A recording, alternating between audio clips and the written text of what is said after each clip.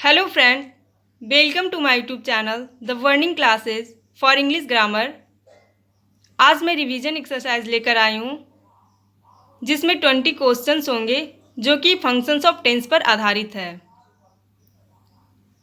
Friends, यहाँ पे प्रत्येक क्वेश्चंस में 3 ऑप्शंस होंगे जिनमें से एक ग्रामेटिकली अधिक सूटेबल होगा, तो उस ऑप्शंस को हमें चूज करना है। तो आइए शुरू करते हैं। Number 1, A. He seldom has fatty food. B. He is seldom having fatty food. C. He has seldom had fatty food.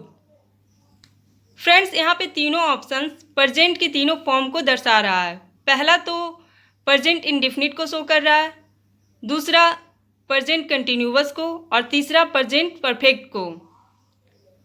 Seldom का अर्थ होता है शायद ही या फिर न के बराबर। सेल्डम एडवर्ब है। तो फ्रेंड्स, सेल्डम का यूज सामान्यतः प्रेजेंट इंडेफिनिट या फिर पास्ट इंडेफिनिट में किया जाता है। तो यहाँ पे ऑप्शन ए सही होगा। He seldom has fatty food, वह शायद ही वसा युक्त भोजन करता है।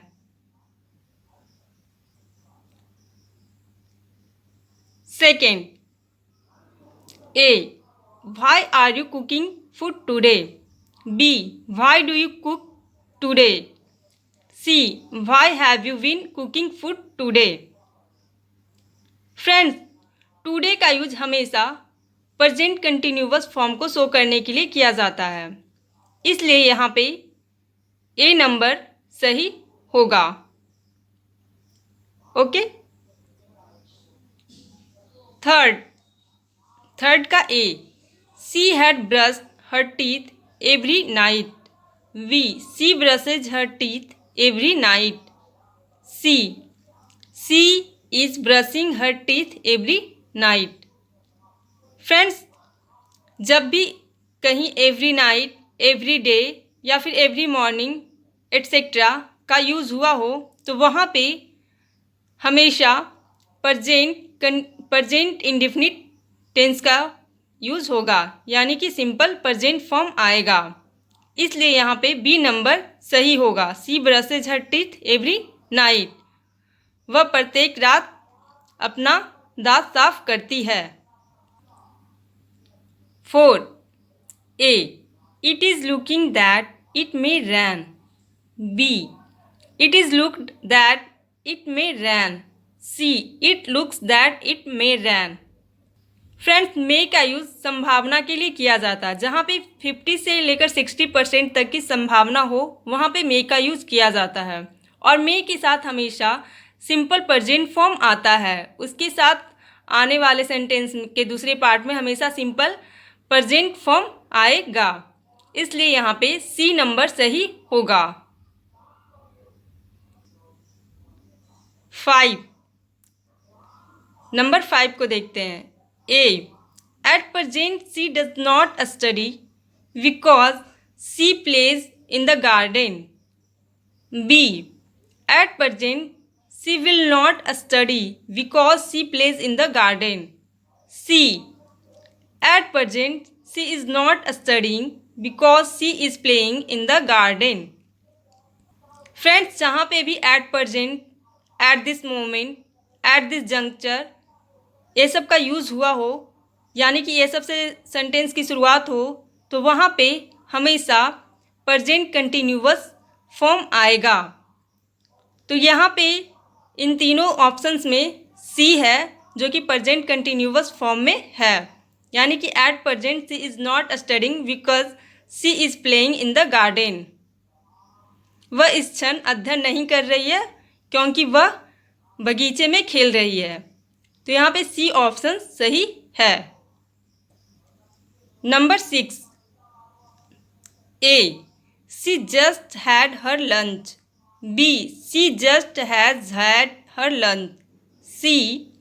She had just had her lunch.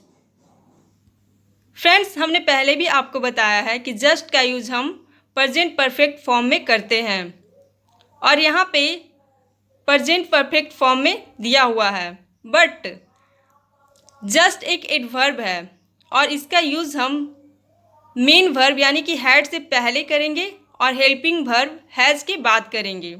सो यहाँ पे 6 नंबर का C option, she has just had her lunch, सही होगा।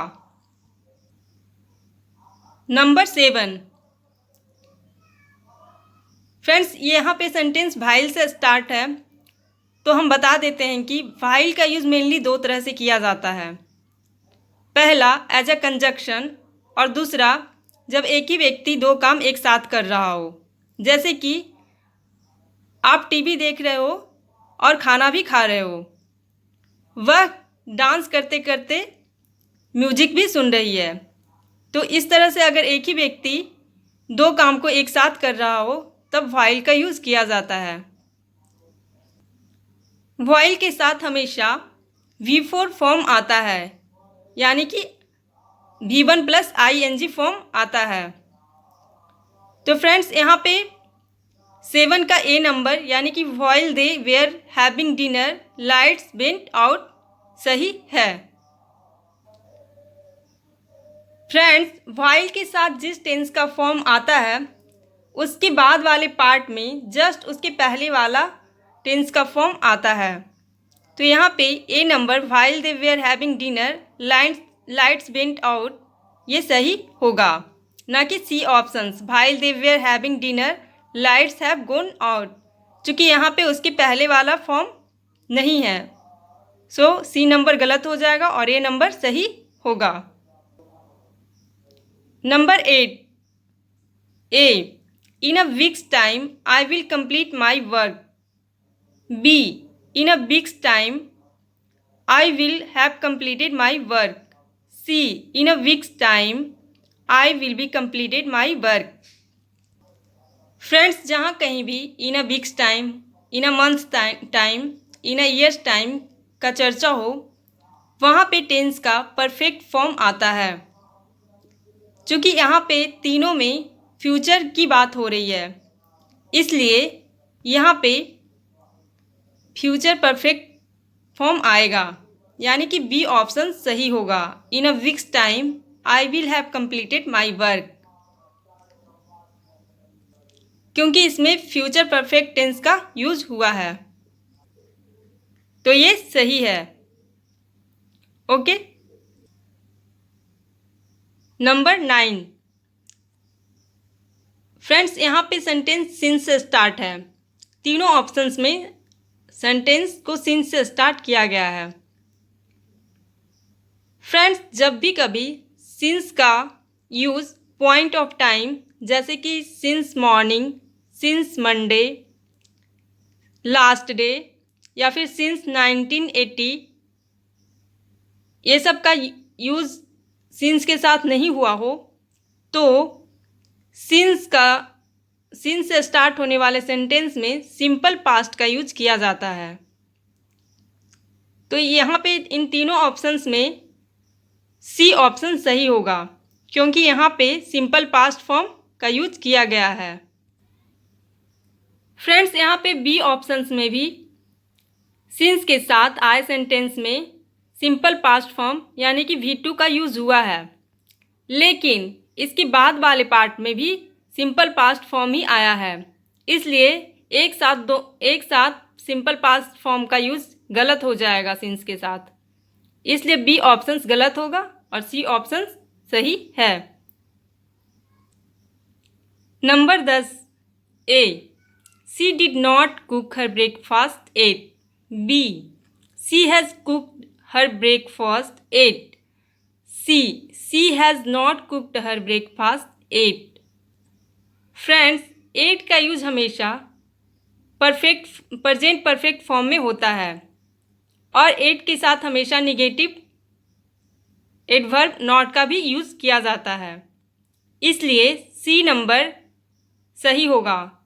यहाँ पे C has not cooked her breakfast at, यहाँ पे नॉट का यूज भी हुआ है और इसके साथ प्रेजेंट परफेक्ट फॉर्म भी आया है, इसलिए नंबर 10 का सी सही होगा।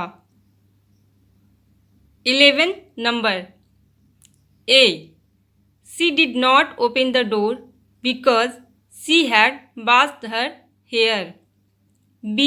She did not open the door because she washed her hair.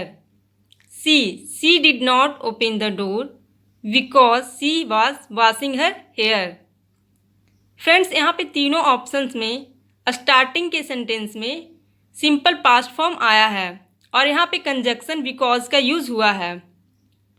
इसलिए यहाँ पे सिंपल पास्ट से स्टार्ट होने वाले टेंस में हमेशा इसके अगर कंजक्शन का यूज़ हुआ हो तो उसके बाद आने वाला फॉर्म उसके जस्ट बाद का टेंस होता है। यानी कि यहाँ पे सिंपल पास्ट का यूज़ हुआ है तो इसके बाद वाले पार्ट में पास्ट कंटिन्यूअस का यूज़ होगा। तो यहाँ पे सी वॉज वॉशिंग हर हेयर, यानी कि सी ऑप्शन सही है। 12 A. I found that my pocket was picked. B. I found that my pocket has been picked. C. I found that my pocket had been picked. Friends, इन तीनों options में सी number अधिक suitable होगा, क्योंकि जहाँ कहीं भी फाउंड का यूज़ होता है उसके बाद वाले पार्ट में हमेशा पास्ट परफेक्ट फॉर्म आता है, इसलिए सी नंबर सही होगा। 13 A. By tomorrow afternoon, the plane will take off for Moscow. B. By tomorrow afternoon, the plane will be taking off for Moscow. C. By tomorrow afternoon, the plane will have taken off for Moscow. Friends, bye tomorrow afternoon means कल दोपहर तक, यानी कि एक निश्चित time को define कर रहा है और उस निश्चित टाइम तक वह काम को पूरा कर लिया गया होगा। तो यहाँ पे फ्यूचर परफेक्ट फॉर्म का यूज होगा, यानी कि यहाँ पे सबसे अधिक सुटेबल सी ऑप्शन सही होगा। By tomorrow afternoon the plane will have taken off for Moscow. 14 A. We did not go out as it still rained. B. We have not gone out as it was still raining. C. We did not go out as it was still raining. Friends, still का use जहाँ भी हो उसके साथ हमेशा ING form यानी कि V4 का यूज़ होता है और जस्ट उसके पहले वाले पार्ट में उसके जस्ट पहले वाले टेंस का फॉर्म यूज किया जाएगा। जैसे कि यहाँ पे 14 का जो सी ऑप्शंस है, we did not go out as it was still raining, यहाँ पे स्टिल के साथ पास्ट कंटिन्यूअस फॉर्म आया है तो इसके जस्ट पहले सिंपल पास्ट फॉर्म का यूज होगा, यानी कि सी ऑप्शंस यहाँ पे सही होगा। 15 A. She left the hospital in 1980 and I did not see her since. B. She has left the hospital in 1980 and I have not seen her since. C. She left the hospital in 1980 and I have not seen her since. Friends, यहाँ पे since के साथ point of time यानी कि इन 1980 का चर्चा हो रहा है, इसलिए यहाँ पे सबसे सुटेबल सी ऑप्शंस होगा, क्योंकि इसमें सिंस के साथ प्रेजेंट परफेक्ट फॉर्म आया है एंड उसके जस्ट दूसरे वाले पार्ट में सिंपल पास्ट का यूज हुआ है, इसलिए यहाँ पे सी ऑप्शन सही होगा। पॉइंट सिंस के साथ पॉइंट ऑफ टाइम आने पर प्रेजेंट परफेक्ट फॉर्म का यूज होगा एंड उसके दूसरे वाले पार्ट में सिंपल पास्ट का यूज किया जाएगा। 16 नंबर A.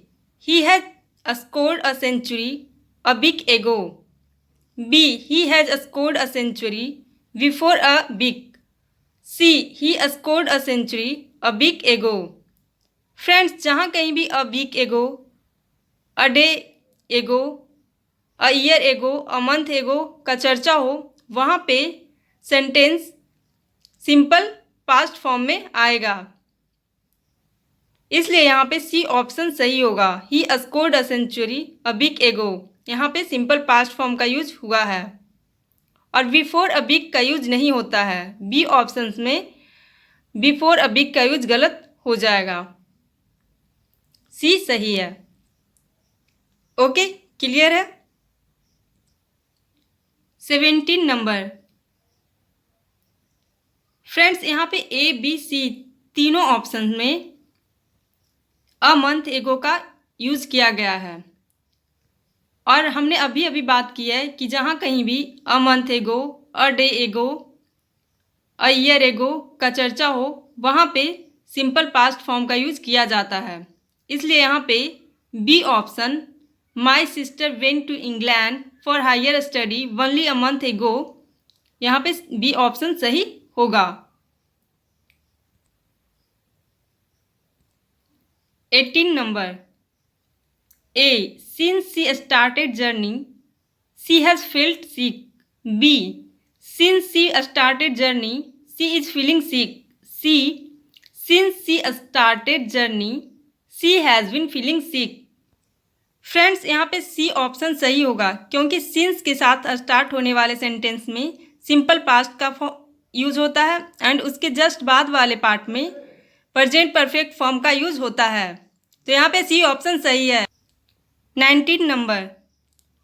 19 नंबर में A B C options found से स्टार्ट है, यानी कि यहाँ पे भी फाउंड के साथ अगले पार्ट में पास्ट परफेक्ट का यूज होगा, यानी कि बी ऑप्शन सही है।